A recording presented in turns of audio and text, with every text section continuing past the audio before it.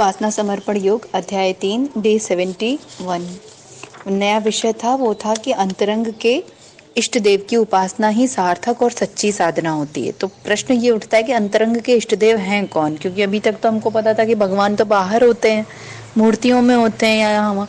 तो गुरुदेव बोल रहे हैं कि अगर बाहर वाले भगवान को इतने करोड़ इतने अरब लोगों की बात सुननी हो, बड़ी मुसीबत हो जाएगी, क्योंकि उनके पास तो और भी काम होंगे ना, तो वो कहाँ कहाँ जाएंगे। तो उन्होंने ना सारी चीजें अंदर ही फीड करके दे दी हैं। ठीक, सब मशीन सारे एनर्जी सेंटर सब अंदर ही हैं। सारे भगवान गौरी गणेश ब्रह्मा विष्णु महेश सब हमारे पंच कोशों के रूप में हमारे शरीर के ही अंदर है। सूक्ष्म शरीर, स्थूल शरीर, कारण शरीर। तो उनकी आराधना करनी होती है। जो हम लोग साधना करते हैं ना, जप करते हैं, ध्यान करते हैं, भाव जो श्रद्धा भक्ति ये सारी जो चीजें होती हैं, ये किसको अर्पण कर रहे हैं? ये हमारे अंतरंग में बैठे हुए यही ब्रह्मा विष्णु महेश गौरी गणेश हैं, जो पंचकोशों के रूप में, जो आत्मा के 5 आवरण जिसको गुरुदेव कहते हैं ना, ये 5 आवरण को बलिष्ठ पुलिष्ठ करने से हम उन देवी देवताओं के अपने ही अंदर स्थापित उन शक्तियों के संपर्क में आ जाते हैं। और गुरुदेव ने बताया कि ये जो अंतरंग के इष्ट देव की जो उपासना अपन करते हैं ना, इसमें गुण कर्म स्वभाव की दृष्टि से आचरण को, चिंतन को ठीक करना है। ठीक है, उपासना का अर्थ ये तो देख ही लिया कि सिर्फ कर्मकांड तो है नहीं, देखना होगा कि हमारा गुण कर्म स्वभाव बदला कि नहीं, है ना। 3 गुण है, रजतम सत्व, तो हम सात्विक गुण की तरफ अग्रसर हो रहे हैं कि नहीं, कर्मों में परिवर्तन हुआ कि नहीं, स्वभाव बदला कि नहीं। अब सब कुछ मान लेते हैं, बहुत सालों से पूजा उपासना का क्रम किया जा रहा है, पर परिवर्तन कुछ नहीं हुआ है, वही है एज इट इज। मन जो अनगढ़ मन लेके, जंगली मन लेके पैदा हुए थे, वही मन अभी भी चला आ रहा है, उसमें कुछ परिवर्तन नहीं हुआ, ना उसके किसी क्रियाकलापों में। तो ये मानना होगा कि सारी उपासना फ्लॉप हो गई हमारी। आगे गुरुदेव क्या कहते हैं कि व्यक्ति की अपनी निष्ठा, श्रद्धा, भावना के अनुरूप यह देवांश समर्थ बनते हैं और दुर्बल रहते हैं।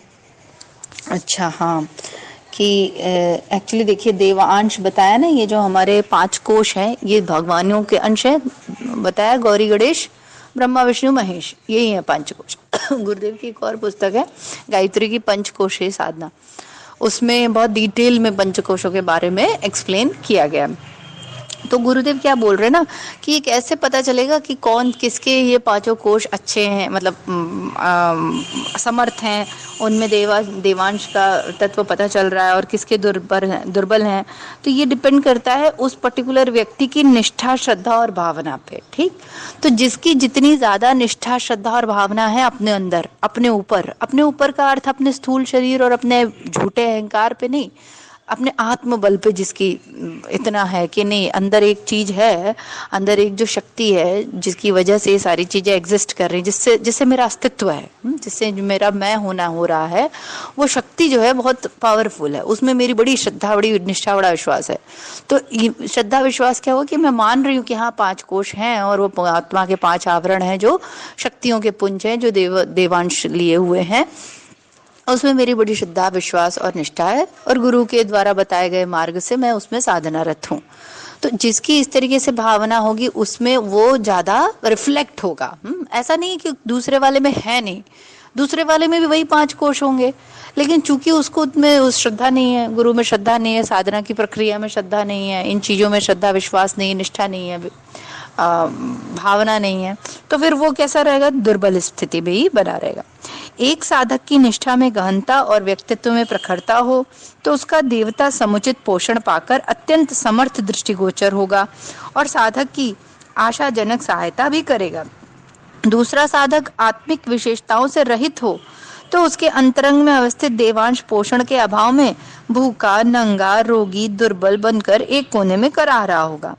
पूजा भी नकली दवा की तरह भावना रहित होने से उस देवता को परिपुष्ट ना बना सकेगी और वह विधि पूर्वक मंत्र जप आदि करते हुए भी समुचित लाभ नहीं उठा सकेगा। गुरुदेव यही बोल रहे हैं कि मान लीजिए एक साधक है, उसकी बहुत निष्ठा है, बड़ी गहन है अपनी व्यक्तित्व की प्रखरता में, उसको पता है कि अंदर एक आत्मबल नाम की चीज है, आत्मा की नाम की चीज है, जिसके 5 आवरण हैं, जिसको अपन पंचकोश कहते हैं।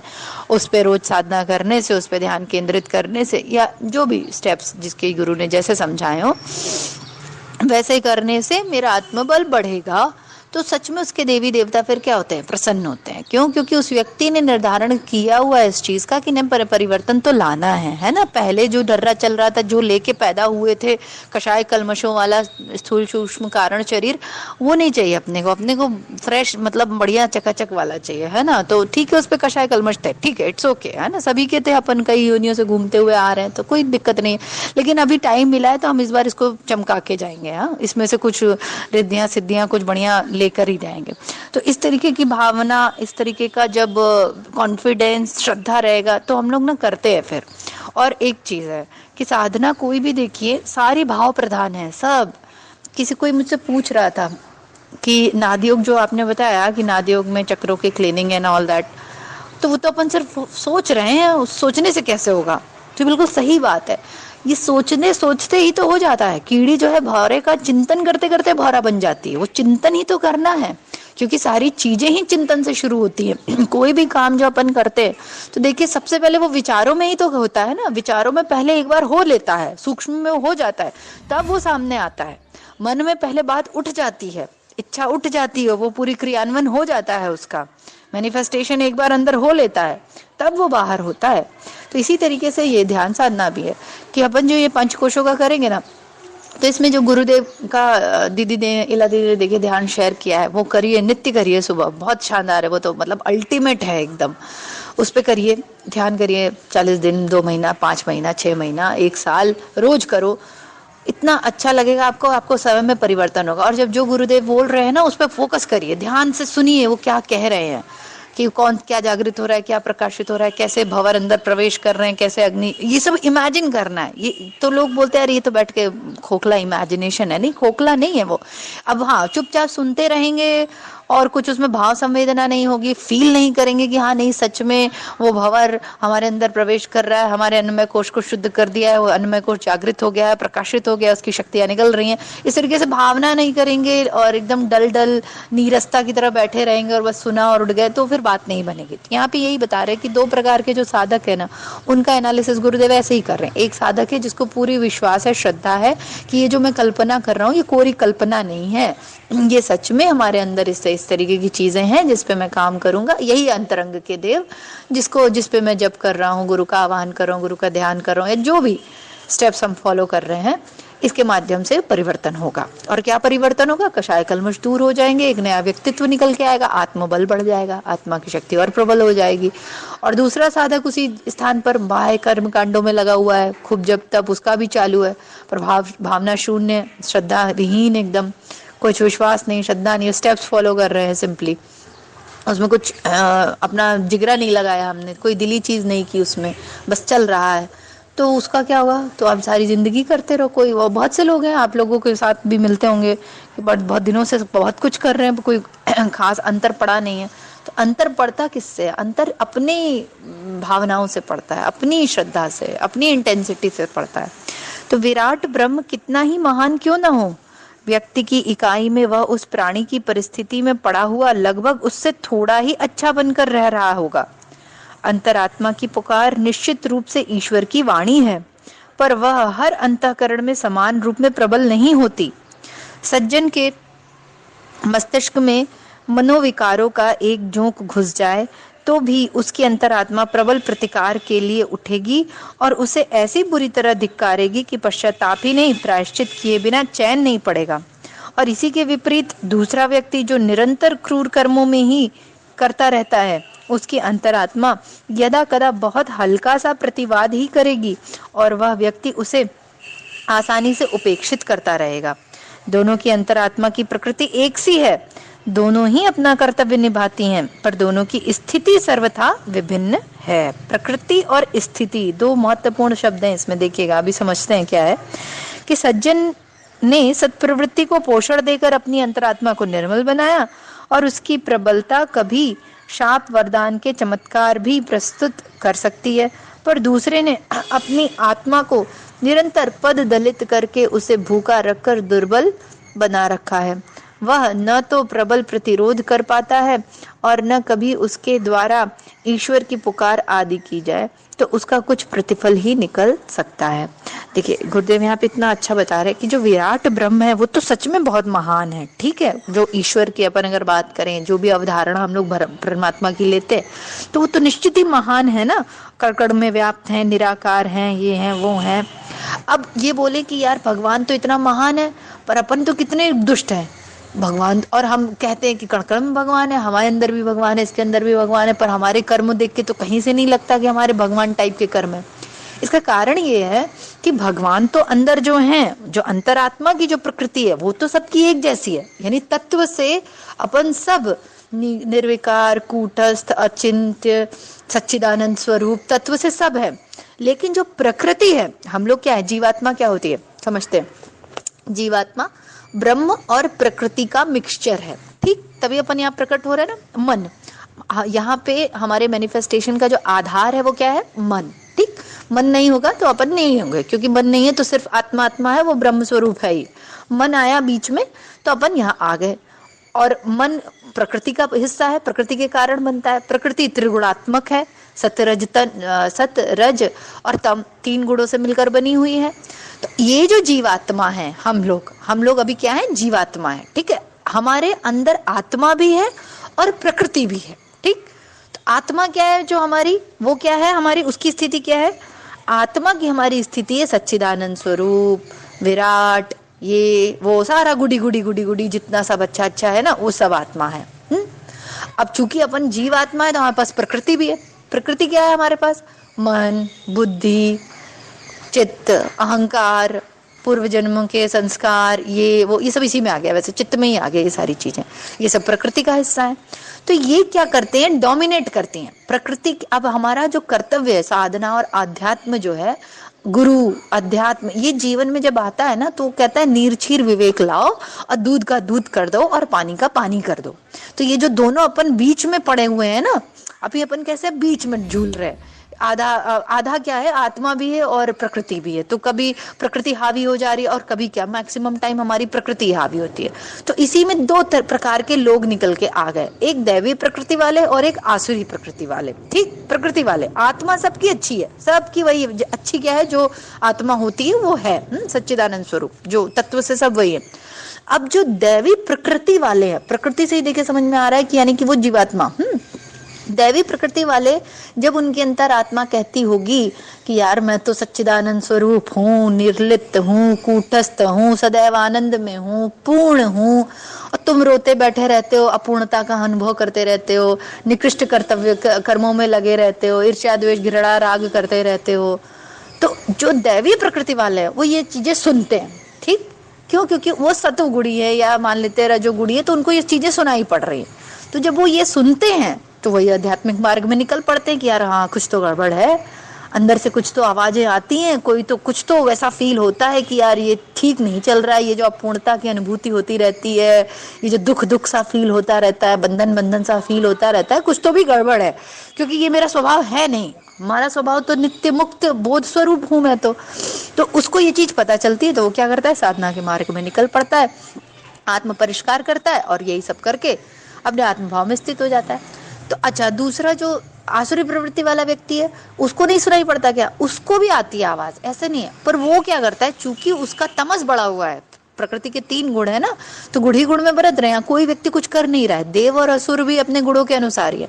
तो जिसका तमस बढ़ा हुआ है वो क्या करता है, वो इग्नोर करता है।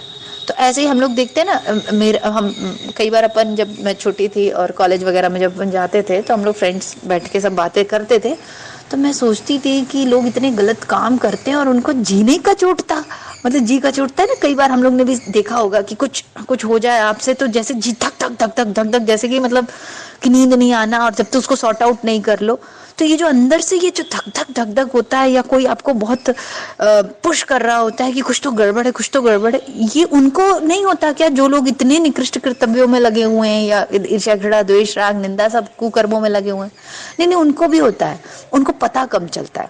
तो ये अच्छी बात हो गई, यानी कि ये हमारे लिए अच्छी बात हो गई कि हमको ज्यादा पता चल रहा है।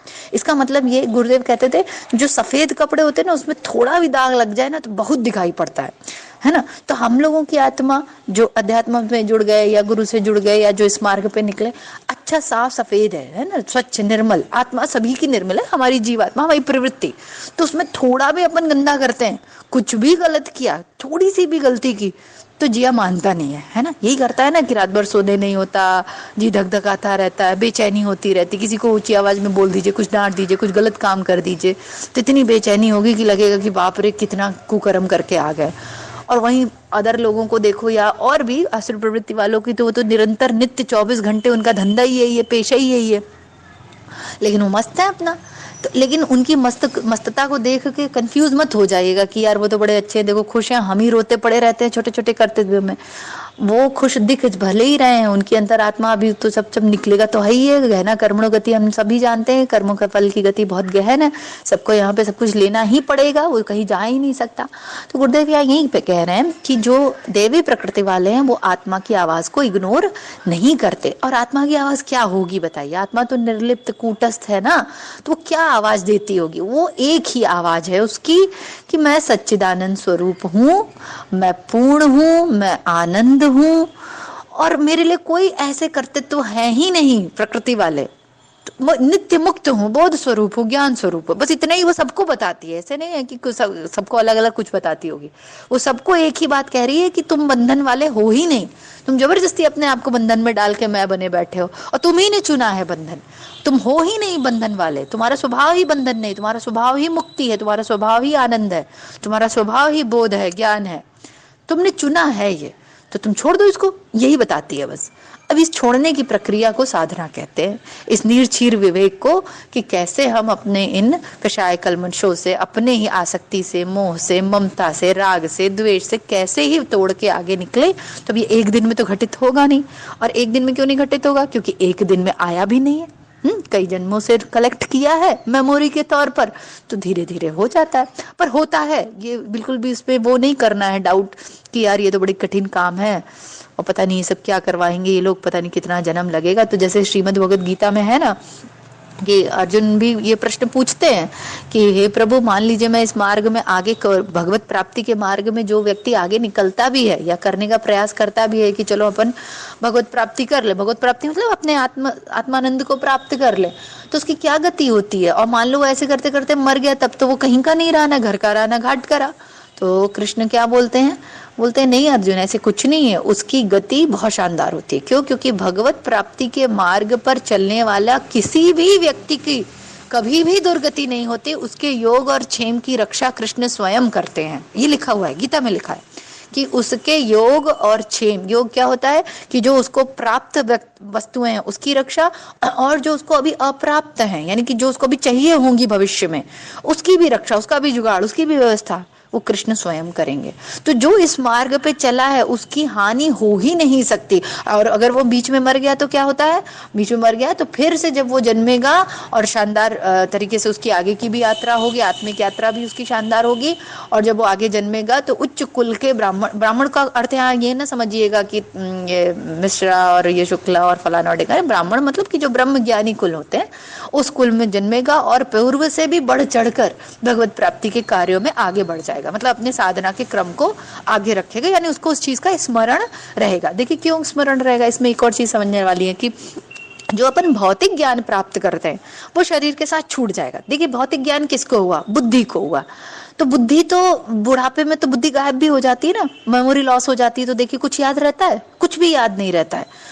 लेकिन आत्मा का जो ज्ञान है या बोध जिसको कहते हैं वो बुद्धि पे निर्भर थोड़ी है। बुद्धि जो है आत्मा की वजह से है, बुद्धि मन चित्त ये आत्मा के कारण है, उस चैतन्यता के कारण है। हमारी आत्मा थोड़ी बुद्धि के कारण अस्तित्व में है, आत्मा तो अपने आप में अस्तित्व है ना, सच्चिदानंद स्वरूप सत्य यानी एग्जिस्टेंस, वो स्वयं में अस्तित्व है। तो उसको किसी अस्तित्व की, किसी बोध की, किसी ज्ञान की अलग से जरूरत नहीं, वो स्वयं बोध स्वरूप है। ठीक, तो इसलिए उस क्षेत्र में आगे बढ़ने से जो अचीवमेंट होता है, आत्मिक प्रगति जो होती है, वो हमारे साथ जन्म जन्मांतर तक बनी रहती है। जैसे ध्रुव, प्रहलाद, नचिकेता, इस तरीके के जो बच्चे पैदा हुए, तो ये क्या उस जन्म में अचानक से कहाँ से प्राप्त हो गया? क्योंकि वो पूर्व में जो उन्होंने किया था उनका संचित, तो पूर्व की वो ज्ञान, उनके आत्मा का जो बोध उनके जो और एक और चीज है, आत्मा तो सदैव बोध स्वरूप है, तो ये कहना भी गलत हो गया कि पूर्व में उन्होंने जो आत्मा में ज्ञान प्राप्त किया था, ये स्टेटमेंट ही गलत हो गया। आत्मा में वो क्या ज्ञान प्राप्त करेंगे, आत्मा स्वयं ज्ञान स्वरूप बोध स्वरूप है। पूर्व में जो उन्होंने आत्म परिष्कार किया था, ये कहना सही होगा। कि पूर्व में उन्होंने जो ये प्रकृति वाले पार्ट को निगेट करना शुरू किया था, नीति नीति प्रकृति वाले पार्ट में उन्होंने जितना नेति नेति किया था, कि जितना अपना स्व हटाया था कि हाँ देखो ये मैं नहीं हूं, ये मैं नहीं हूं, ये मैं नहीं हूं, और ये करते करते मान लो मर गए। तो जब वो नचिकेता ध्रुव प्रहलाद बने, तब जब वो आए तो जितना निगेट कर चुके थे पूर्व में, उतना तो उनको हर पता ही होगा ना, मतलब वो उतना तो कचरा साफ कर ही चुके। तो इसलिए बोलते हैं कि ये वाला कचरा साफ करो, डेली घर तो सभी के साफ रहते, झाड़ू पोछा चौका बर्तन और ये सब जो भी हम लोग डस्टिंग वस्टिंग करते हैं, वो मना नहीं कर रहे हैं कि वो नहीं करना है। पता चला सब कहेंगे कि सुप्रिया दीदी ने कहा था तो हमने तो काम ही करना छोड़ दिया। नहीं, वो करना है, उसकी वो बात नहीं, पर वो तो समय के साथ आया गया, प्रकृति है वो तो। लेकिन इधर की जो सफाई की, आत्म परिष्कार किया, वो आपके साथ सदा तक रहेगा। मतलब ये अब ऐसे समझिए कि अपना घर तो डेली साफ करना पड़ता है, यहाँ तक कि शरीर रोज ब्रश करो, रोज पानी पियो, रोज सुसु करो, रोज पॉटी करो, रोज खाओ, रोज का है इसका ड्रामा। और सोचिए आत्म परिष्कार का तो क्या व्यवस्था बना के रखी हुई है कि एक बार मान लीजिए क्रोध वाला निगेट कर लिया, उस पर विजय प्राप्त कर ली, तो बस सदा के लिए हो गई, वो सदा के लिए बस चंगे एकदम फिट एकदम। अच्छा, उसके बाद काम पे विजय प्राप्त कर, अरे वो सदा के लिए विजय प्राप्त हो गई, ऐसा। तो ये कितनी शानदार बात है। तो ये साधना से होती है। तो इसलिए गुरुदेव कह रहे हैं कि इस मार्ग में आगे बढ़ो।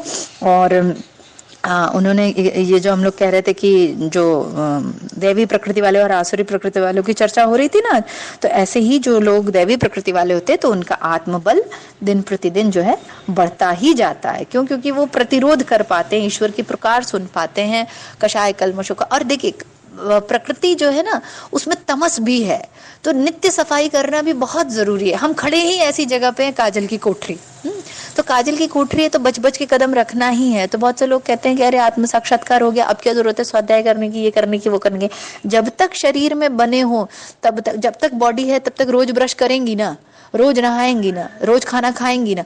तो जब तक शरीर है स्थूल सूक्ष्म और कारण, तब तक नित्य क्लींजिंग करते रहना। ठाकुर रामकृष्ण परमहंस बहुत सुंदर कहते थे, तांबे का लोटा पूजा वाला, कहते थे देखो लोटे को रोज मांजना पड़ता है, एक दिन भी छोड़ दीजिए तो देखिए काला हो जाता है। तो रोज मांजो, रोज मांजो, रोज मांजो, और रोज मांजते मांजते मांजते मांजते एक दिन एकदम क्लीन हो जाएगा। उसी को कहते हैं मुक्ति। ठीक है, पर जब तक हो तब तक मांजते रहो, मांजते रहो, मांजते रहो। अवसर बहुत बार बार नहीं आता। कबीरदास जी कहते हैं ना, अवसर बार बार नहीं आए, लाख कर लो चतुराई, जन्म जन्म पछताए, बाद में बहुत पछताना पड़ेगा। तो इसलिए सभी लोग इसका फायदा उठाएं। ठीक है, इस मनुष्य तन का। जय गुरुदेव, सभी को प्रणाम।